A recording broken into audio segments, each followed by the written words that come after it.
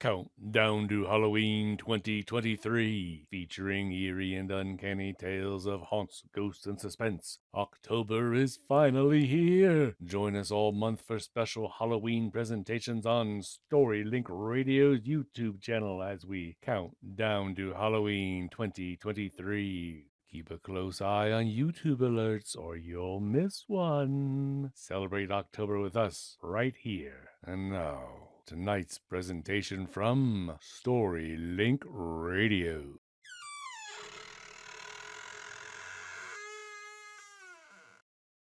Swimming lessons.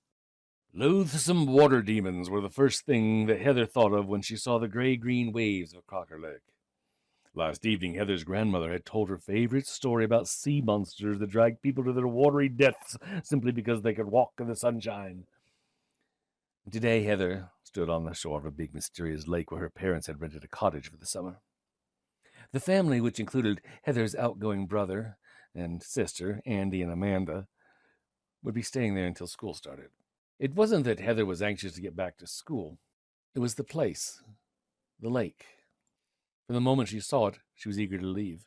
Heather's dislike of water was not new. She was the only one of the three kids who couldn't swim well. When she had been very small, her mom had taken her to the local pool for lessons. One afternoon, when she was running to join the class, she had slipped on the edge of the pool and flown headlong into the water. The impact knocked the wind out of her, and she had sucked in a huge mouthful of water before she surfaced. Choking and gasping, Heather had clung to the edge of the pool until the teacher helped her out.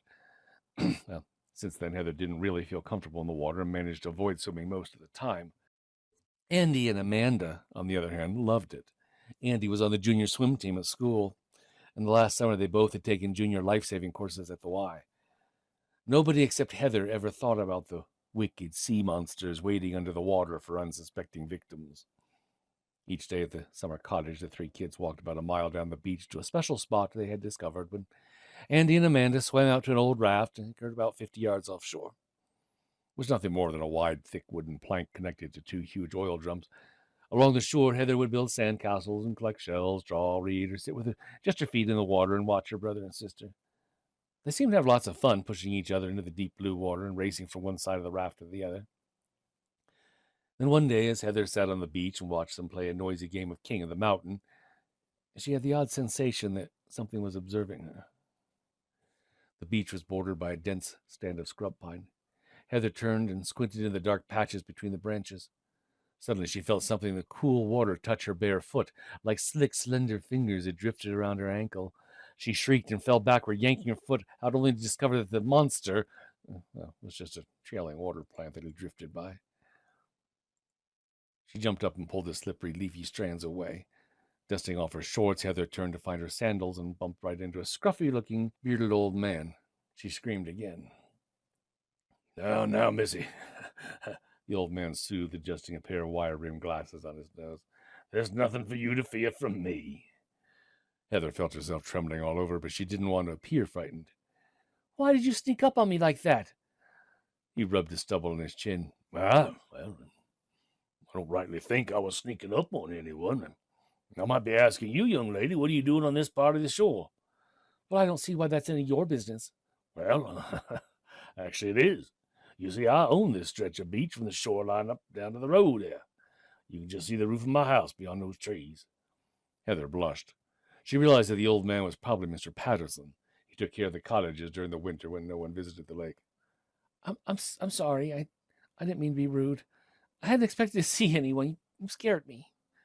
Well, I don't blame you for being afraid, the man said. There's plenty to be worried about, but not here. Out there. He pointed his gnarled finger toward the small island near the south shore, overgrown with bushes and towering trees.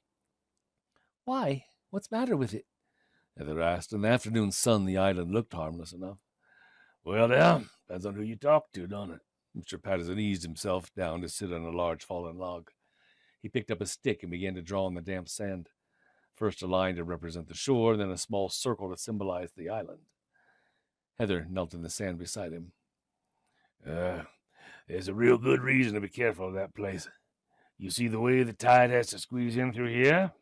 He dragged the stick between the island and the shore. Creates quite a current. At certain times of month, it can be really treacherous. His voice took on a sad tone. There's been an awful lot of accidents out there over the years. Heather wrinkled her brow and she said, "You mean people have died out there? Drowned?" "Oh, yeah. In fact, just last summer, 4 visiting kids were drowned on the backside of the island along with 2 deputies who were trying to save them. It was real strange, though," the old man mused, shaking his head. "Alice Ann Taylor, one of the deputies, grew up around here. She could handle a boat and almost anything. No one ever quite figured out how the current got the best of her. Some say there's more to contend with out there than just the current. Much more. There's an old Indian legend that says that those who die in these waters never rest. They just wait and watch for others to join them." Heather felt a shiver run up her spine. She thought of the tales that her grandmother had told her. She could almost hear the heavily accented words.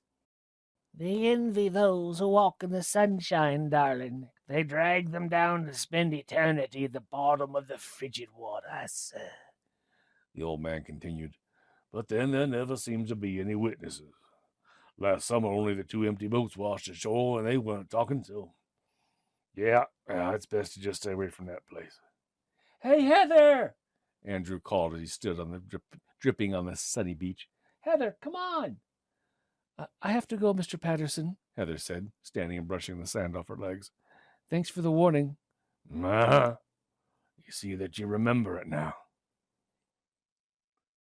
The following day, the family had a picnic lunch on the shore. After carrying the dishes back to the cottage, Andrew and Amanda asked if they could go for a swim. "No, darling, I think it's too soon after eating," their mother fretted. "I'd rather you stay out of the water for a while." Instead, the 3 kids took a walk along the beach, picking up shells and bits of twisted driftwood. They were well out of sight of the cottage when Andrew found an old rowboat. "Hey, look at this," he said as he checked it for holes and cracks. "I think it's seaworthy. Hey, here are the oars." "Or what?" "Ah," Andrew Heather cautioned. "Mom asked us to stay out of the water." "Yeah, but she meant we shouldn't swim," Amanda said. "I'd love to row around a little bit. Maybe we could explore that little island out there. I'm sure she wouldn't mind that. Come on." Andrew and Amanda started to push the small craft out into the water. Heather thought of Mr. Patterson's warning about that little island out there. "Please don't. It isn't safe." "Of course it is," Andrew countered. "There's nothing wrong with the boat at all." "It's not the boat," Heather almost shouted. Her brother and sister stopped and stared at her. "It's that island," she added quietly. Shading his eyes with one hand, Andrew glanced at the small body of land offshore. "What about the island?" "Mr. Patterson said," Heather began. "Well, he says the currents are too dangerous, but I think he was trying to warn me about something else, too. He said some kids drowned out there last summer. It was really weird. There's an old Indian legend about this lake, and..." "What?" Andrew glanced at Amanda, and a smile began to play at the corners of his mouth. "Oh, no. Another legend. I think that crazy old man's just trying to keep everybody away because he has something to hide. Hey, maybe it's treasure." He pushed the boat farther into the water and leaped in. "Come on." "What kind of treasure do you think it could be, Andrew?" Amanda asked as she jumped in behind him. "Come on, Heather," Andrew coaxed. "It'll be fun." Heather didn't budge. Tiny wavelets lapped at her ankles. "I don't want to, please. We could do something else. Building a fort would be more fun, yeah." Andrew tilted his head at her. "Well, there's really nothing to be afraid of. We're all together. We won't let anything happen to you." Heather set her jaw in refusal. "Okay, if that's what you want." Andrew pulled away. "But we're going. You can stay here all alone if you want." Heather opened her mouth to protest, but then she had that odd feeling again that she was being watched. She didn't want to stay alone on the shore or walk back by herself. Maybe her brother was right. Maybe it would be fun, and she was letting her fears prevent her from enjoying her summer. And after all, she wouldn't actually be in the water. If they were all together, it would be okay. And so Heather took a deep breath and climbed into the boat. At first, Heather thought that her worries were unfounded. She actually had started to relax. Andrew handled the boat well, and there wasn't much current at all. "I bet there's a chest just filled with jewels on that island," Amanda fantasized. "Yeah, if I were a pirate, I would have hidden my loot there. Avast, mateys!" Andy sneered at his sisters. "Head straight for that patch of land yonder, or you'll be walking the plank." Arr! Amanda laughed. We don't have a plank, dummy. Heather giggled, too. This really was fun. Andrew began to sing a song that he thought might befit a pirate, and the girls joined in as the mainland shore dropped farther behind them. As they approached the island, however, things began to change. Although it was early afternoon, the sunlight appeared to fade. Without warning, the wind picked up, and so did the current. Andrew fought the oars as the tiny boat was swept along. Amanda, help me. What do you want me to do? Amanda was trying to be brave, but she could hear the nervousness in her brother's voice. Take one of the oars and just try to hold the boat steady, okay? I think if we swing around the backside of the island, we can ride out of it. He aimed the bow of the boat toward the small circle of land. What can I do? Heather asked. Her brother was showing signs of tiring. Watch the shore. We have to get around that point, and we don't want to get in too close. Heather did as he asked. When they rounded the point, she was the first to see the people standing among the tangle of vegetation that extended from the small strip of beach into the water. They looked almost human, as if at one time they had been. They seemed to be standing, not in the water, but on its surface. Whatever they were gazing directly at the children. Andy! Heather cried out. Who? What are they? For a moment the three sat in stunned silence, and Andrew found his voice. Row! Row as hard as you can! Both Andy and Amanda heaved with the oars, scrambling to get away, but the boat edged closer to that dreadful island. As Heather watched helplessly, several of the horrid creatures slipped beneath the surface. Then from under the water, ghastly pale hands reached up and grabbed the edge of the boat, rocking it from side to side hungrily. Amanda stood and beat at them with an oar. She was the first to plunge in. Andy reached out to grab her and toppled over the side. Heather tried to hold on, but it was no use. She felt the boat tip, felt herself sliding into the water, the frigid grip of icy hands. The end. No, it's not quite the end. Because, even underwater, Heather could see the grisly chalk-white skin.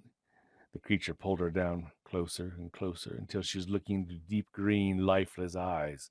Its long black hair drifted around it in floating, twisting tendrils. That's the end. No, it's still not the end. It's not the end because somehow Heather broke free, fought her way to the surface, and gasped in a lungful of air. Screaming and kicking, Heather sensed herself being lifted from the water and then pulled aboard a boat by warm human hands. It was Mr. Patterson. She tried to speak, to tell him that Andrew and Amanda were still out there, but no words came. As his motorboat turned toward the mainland shore, Heather noticed that the wind had dropped. There was no current, and the island was completely deserted. She felt as if she were in a dream. Mr. Patterson took her to his cabin and wrapped her in a warm blanket. I'm so sorry, he said as he handed her a cup of hot tea. I saw the three of you rowing out, and I tried to get to you as quickly as I could. With the motor on the boat, I couldn't get it started. These old hands are so clumsy. Heather looked at his hands, the same hands that had pulled her from the water. Did you see them? Your brother and sister? Oh, no, I'm sorry, hon. I was too late. Heather looked into his eyes. Did you see them? I didn't see much of anything once I came around the point. Like an old fool, I was in such a hurry. I was trying to do too many things at once. My glasses always slipped into the water. I couldn't see much of anything. I still can't. Everything up close is pretty blurry. I was lucky I even found you. They sat without speaking for a moment until a harsh buzzer broke the silence. Bzzz. Heather jumped. That's the deputy, Mr. Patterson reassured her. I called the sheriff's department. I'm afraid I can't see well enough to drive you home, and it's beginning to get dark. After what you've been through, I don't think we should walk. They've already called your parents. He adjusted the blanket around Heather's shoulders, and they stepped out into the twilight. The female deputy slipped her arm around the girl. You've had a terrible shock, she whispered softly. You're all right now. Still stunned by all that had happened, Heather didn't even look up. Mr. Patterson squinted at the deputy in the gathering darkness. Yeah, her folks are over at the Ames place. You'll be sure she gets there safe and sound, right? Poor little thing. I wish I could take her there myself, but... Don't you worry, the woman assured him. You've done all you can. I'll see that she joins her family right away. Nodding his head, Mr. Patterson patted Heather once more on the shoulder and turned back to his cabin. Heather let herself be guided down the lane toward the place where the deputy said her car was parked.